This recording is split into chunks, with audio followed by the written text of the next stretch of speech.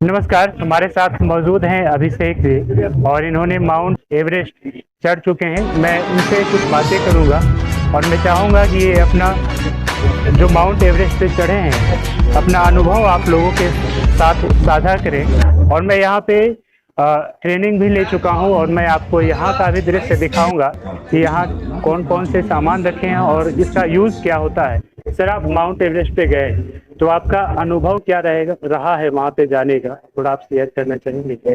देखो, अनुभव ऐसा छोटे से क्लिप में नहीं बता पाऊंगा मैं।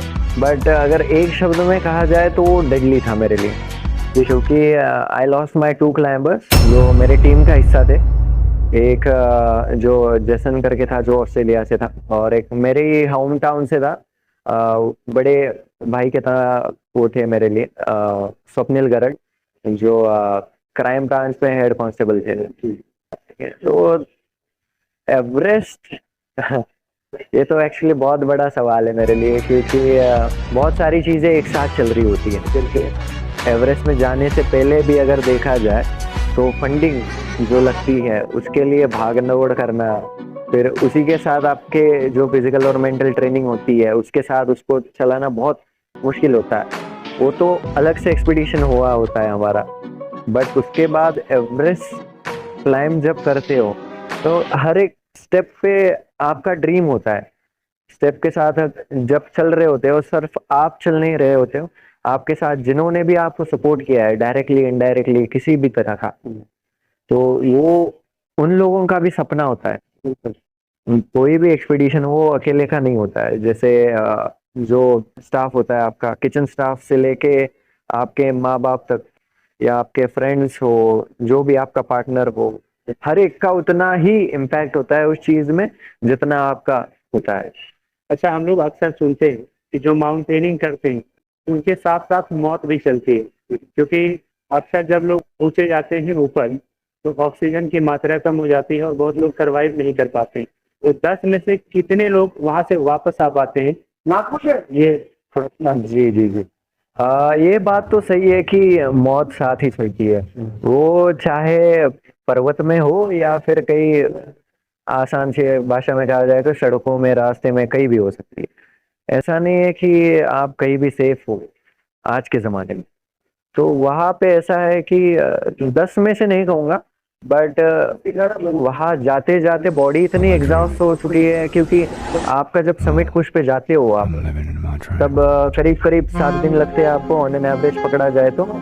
जो 5 दिन है आपके, उधर आपको खाना ठीक से नहीं मिला होता है, तो आपका दिमाग चल रहा होता है कि सबमिट करना है, सबमिट करना है। आपका मेंटली एग्जॉस्ट हो रहे हो आप हर बार, हर एक स्टेप के साथ आपका एग्जॉशन हो रहा है। तो उसके बाद जो राशन मिल रहा है आप खा रहे हो, वो भी आपको इनफ नहीं होता है। आप कंफर्ट जोन छोड़ चुके हो आपका पूरा, क्योंकि खाना कम मात्रा में होता है वहाँ पे। जिस कंपेरेटिवली अगर आप उस हाइट पे जब जाओगे तो नौशा आ जाता है, खाना ठीक से नहीं जा पाता, आपका बॉडी क्या बोलते हैं उसको, रिजेक्ट करता है एक तरीके से। तो आपके पास एनर्जी कम है, आपके पास ऑक्सीजन कम है, में आप क्लाइंब कर रहे हो, डिहाइड्रेटेड है, आपकी पानी की मात्रा कम है ना। तो जब आप ऊपर जा रहे हो तो आपके पास एक पर्पस होता है कि हाँ सबमिट करना है, सबमिट करना है, तब आप पूरा जोर लगा देते हो। बट उसमें कहीं ना कहीं हम भूल जाते हैं कि आपको वापस भी आना है। सबमिट इज जस्ट 50%, है ना। उसके बाद वापस भी आना है। जाते जाते सारी एनर्जी खत्म हो जाती है। एग्जैक्टली। जब नीचे आने के लिए आपके पास ताकत ही नहीं होगी तो आप कुछ ना कुछ गलती जरूर करोगे, और वो गलती है आपकी माउंटेन में सिर्फ एक ही पनिशमेंट होती है, उसकी डेथ। चाहे वो कोई भी हो, छोटे से छोटा आदमी या फिर बड़े से बड़ा आदमी, नेचर सबके लिए समान होता है, तो वो हर एक को सेम ही ट्रीट करेगा। गलती की सिर्फ एक ही ये होता है वो सर, एक जैसे मैं बिहार से हूँ और जमुई से बिलोंग करता हूँ, तो हमारे ये डिस्ट्रिक्ट की एक गर्ल है जो माउंटेन पे चढ़ना उनका सपना है। लद्दाख के 20,500 फीट पे चढ़ चुकी है और वो चाहती है कि माउंटेन एवरेस्ट क्लेम करेगा। तो आप उनको क्या सजेस्ट करना चाहेंगे? पहले तो मैं आपको थोड़ा सा एक क्या बोलते हैं उसको, करेक्शन करना चाहूंगा आपके सेंटेंस में। हाँ, कि माउंट एवरेस्ट क्लेम करे, वो क्लेम नहीं हो सकता, वो नेचर है ना। क्लाइंब हो सकता है बट क्लेम नहीं हो सकता। थोड़ा सा वो अगर वो करना है तो एक प्रोसीजर है उसकी। जैसे आप बेसिक कोर्स करो पहले, देन एडवांस कोर्स करो। वहाँ पे आपका जो बेस है कि वहाँ जाके कौन से टेक्निक्स यूज होने वाले, कौन से मेथड्स यूज होंगे, वो आपका क्लियर होना चाहिए। तो ऐसा नहीं है कि एक्सपीडिशन पे जाके सिर्फ आप स्ट्रगल ही करो, यहाँ अभी क्या करना है, अभी ये करना है, अभी वो करना है, कोई आपको बताते रहे। उससे अच्छा अगर आपको खुद पता है कि क्या करना है वहां जाके, तो आपका एंजॉय भी होगा, है ना। तो वो चीज है, उसके लिए कोर्सेस इंपॉर्टेंट है।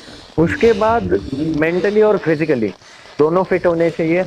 फिजिकली फिट बहुत लोग होते हैं, बट मेंटली जो होते हैं ना, वो फिट होने चाहिए। मैंने इससे भी, मेरा खुद का भाई है आशीष सिंह, वो भी मध्य प्रदेश से बिलोंग करता है। तो वैसे देखा जाए तो on an average physical fitness में हम, जो हमारी टीम है उसमें से कम, बहुत कम है वो फिजिकल फिटनेस में, बट मेंटली इतना स्ट्रांग है वो। तो ऐसा नहीं है कि आपको सिर्फ मेंटली स्ट्रांग होके चलना है या फिर फिजिकली स्ट्रांग होके चलना है, वो दोनों पैरेलल होने चाहिए। एक बार हमारे माउंटेनियरिंग में एक चीज कही जाती है हमेशा, you don't climb Mount Everest या any mountain with your physics, you climb mountain with your mind. वो चीज है, आप माउंट क्लाइंब करते हो वो अपने दिमाग से, ना कि आपकी ताकत से। सर एक जनरल सवाल है, जैसे सभी लोगों के मन में होता है, जो जॉब करते हैं उनका जो होता है लाइफ, तो जो माउंटेनिंग करना चाहते हैं या अपने लोग कह लीजिए कि वो जैसे करियर होता है, वो करियर इसमें बनाना चाहते हैं, तो मैंने सुना है कि यह स्पोर्ट्स में नहीं जोड़ा गया है, तो ये क्या करियर के लिए ठीक रहेगा, जो करियर के लिए करना चाहते हैं? जैसे देखा जाए, ये बहुत अच्छा सवाल है। मैं खुद इस चीज से गुजर रहा हूँ, तो आई कैन, मैं उसको इलाबरेट अच्छे से कर पाऊंगा, कोशिश करूंगा मैं। बिल्कुल। माउंटेनियरिंग ये स्पोर्ट्स हो ही नहीं सकता, है ना। जहां तक मुझे पता है, वो कंपटीशन अगर होगा तो वो स्पोर्ट्स में गिरा जाएगा, है ना। जैसे माउंटेनियरिंग के छोटे छोटे हिस्से हैं, जैसे स्पोर्ट्स क्लाइंबिंग हुआ या क्लाइंबिंग हुआ, रॉक क्लाइंबिंग हुआ, उसके कॉम्पिटिशन हो सकते हैं, बट वहाँ रेस सिर्फ अपने से है, ना कि किसी और से। तो अगेन सवाल आता है करियर का।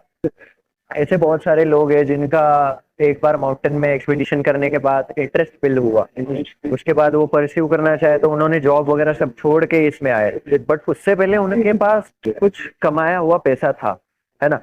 बट उसके बाद अगर आपको इसमें ही पैशनेट होके प्रोफेशनली करना है, तो एवरेस्ट करने के बाद जैसे आप अपनी कंपनी भी खोल सकते हो। नॉट नेसेसरी आपको एवरेस्ट क्लाइंब करना ही चाहिए, बट उसके बारे में नॉलेज होना चाहिए, क्योंकि ये फील्ड जो है लाइफ से डिपेंड है।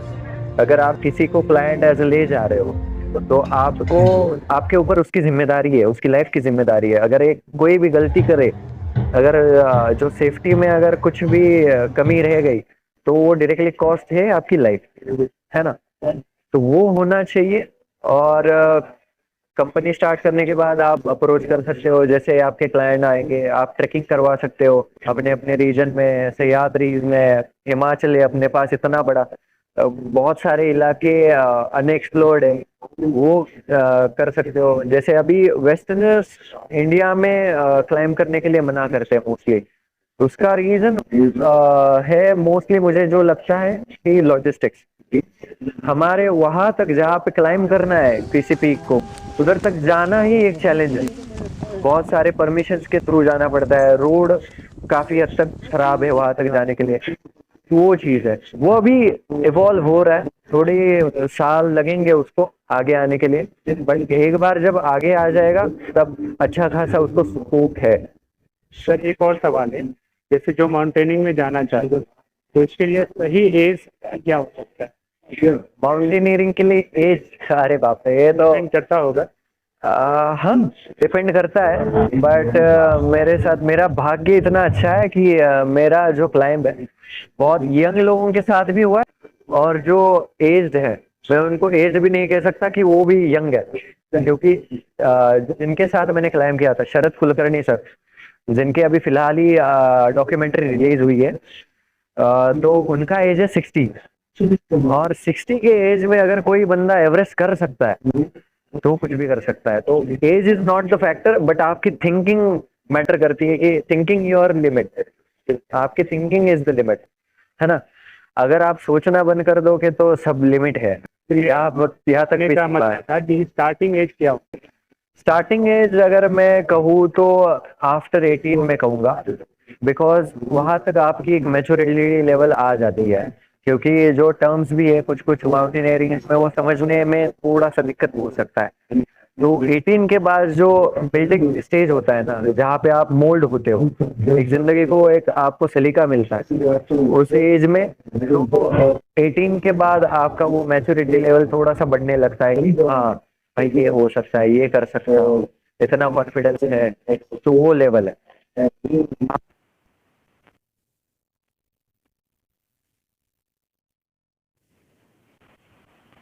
डिपेंड करता है कि कौन सा ईयर है ना।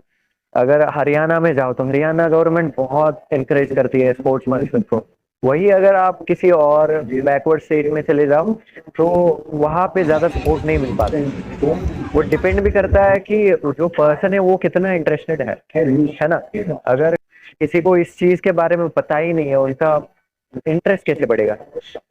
तो अभी ये बहुत सारी चीजें मैंने भी फेस किए हुए हैं, बहुत सारे पॉलिटिशियंस के पास जा चुका हूँ मैं कि हेल्प के लिए कि मदद कर दो या फिर कोई स्पॉन्सरशिप ला दो या, बट कोई किसी ने सपोर्ट नहीं किया।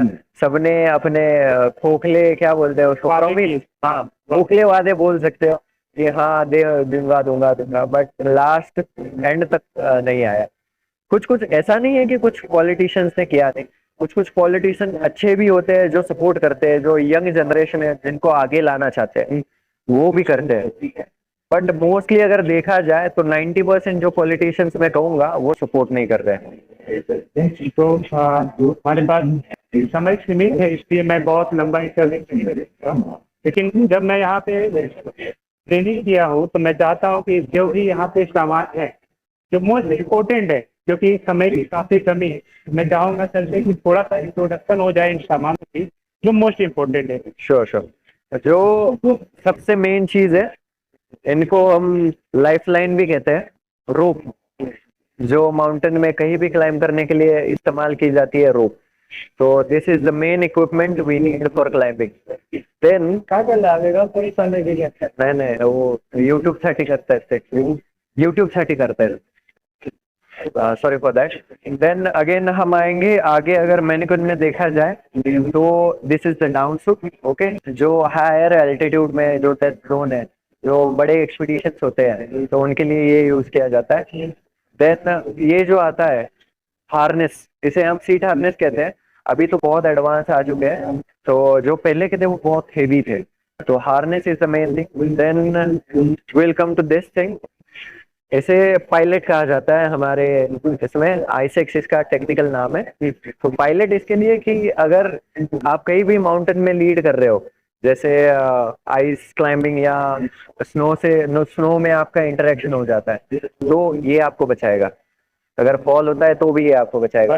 बर्फीली पहाड़ियों पे से। हाँ, और इसके बिना हमारे माउंटेनियरिंग में कहा जाता है कि इसके बिना आप हैंडीकैप हो माउंटेन में। इसके बहुत सारे यूज है। देन ये जो है इसको बूट्स कहा जाता है, जो हायर एल्टीट्यूड में यूज होते हैं। इसके साथ गेटर्स भी आते हैं जिसके चलते आपका स्नो जो है अंदर नहीं जाता पैरों तक। इसको अगर लगाया हुआ है, अगर देख सकते हो आप, तो इसे क्रैम्पॉन्स कहते हैं। टीथ होते हैं इसके, जो आइस में चलने के लिए काम आते हैं, आइस को क्लाइंब करने के लिए काम आते हैं। बर्फ से फिसलेंगे नहीं। हाँ, ये बिल्कुल नहीं फिसलेंगे आइस पे। जो ग्लेशियर ट्रैवल होता है माउंटेन में, मोस्टली ग्लेशियर के साथ इंटरेक्शन होता है आपका, तब ये आपको बचाते हैं। देन उसके बाद हम आएंगे जो सबसे ज्यादा यूज होता है, कैरेबिनर्स होते हैं, छोटे बड़े बहुत साइज उसमें आते हैं, बहुत सारे इनके और भी टाइप्स है, और भी मैन्युफैक्चरिंग कंपनीज बना रही है। तो पहले जो होते थे वो बहुत हेवी होते थे, ये हम इजीली इसको अपने हार्नेस में क्लिप करके बाकी सब चीजें यूज कर सकते हैं। जैसे आप यहाँ पे देख पाओगे तो ये जो है एंकर है आपका हार्नेस से, तो ये आपका रोप में जाएगा, रोप में जाके आपका एंकर होगा। तो ये चीज है। एंड सबसे आखिर में आऊंगा मैं बैकपैक में, जो अगर आप यहाँ आओगे तो आपको दिख जाएगा, दैट इज बैकपैक, रक्सैक कहते हैं वो। रक्षक कहते हैं उसको, तो वो भी आपका जो भी सामान है कैरी करने के लिए यूज होता है। Yes. और अगर आगे देखा जाए तो ये जो चीज है ये आपको रात को बर्फ में बचाएगी। इसको कहते हैं स्लीपिंग बैग। बर्फीली पहाड़ियों पे यस, ये आपका जान बचाएगा। ये -40 स्लीपिंग बैग है, क्योंकि हायर एल्टीट्यूड में बहुत सारे टेम्परेचर जो होता है वो गिर जाता है, -40 -50 तक कई बार चला जाता है। वो डिपेंड करता है कि किस टेरेन में जा रहे हो आप, है ना, वो चीज़ है। बाकी सारी चीज़ें तो रॉक क्लाइंबिंग हो गया, स्पोर्ट्स क्लाइंबिंग हो गया, उसके लिए बहुत सारी चीज़ें छोटी मोटी यूज होती है। सब तो कवर नहीं कर पाऊंगा मैं अभी। तो समय की कमी के कारण हम एक छोटा सा लेकिन बात उसके सामने हम प्रस्तुत करते हैं। बहुत बहुत धन्यवाद। धन्यवाद, thank you so much, thank you so much.